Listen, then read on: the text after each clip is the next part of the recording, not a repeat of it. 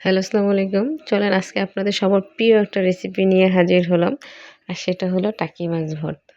তো আজকে আমরা টাকি মাছটা পুদিনা পাতা দিয়ে ভর্তা করব। অনেকে তো দেখে যে আপনার ধনিয়া পাতা দিয়ে ভর্তা খান। আসলে যার যেটা দেখা যায় যে যেরকম পছন্দ সে সেরকম করে খেতে পারে, সমস্যা নেই।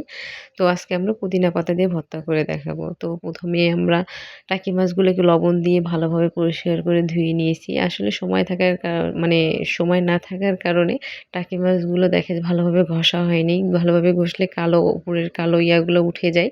উঠে গেলে মানে মাছটা আরো অনেক সুন্দর দেখা যায় আরকি।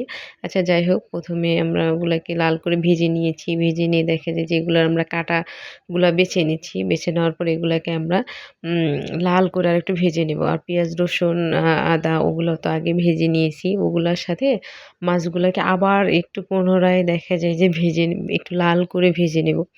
ভেজে নেওয়ার পরে দেখা যায় এগুলাকে আমরা আবার পাটাতে একটু পিষে নেব।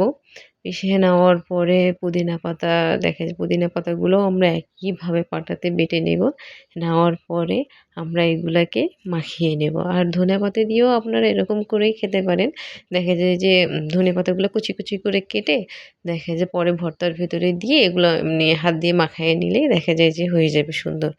এরকম ভর্তা আর গরম ভাত, উফ! কি যে মজা! দেখা যায় ১ প্লেট ভাত নিমিষেই আপনি খেয়ে ফেলতে পারবেন।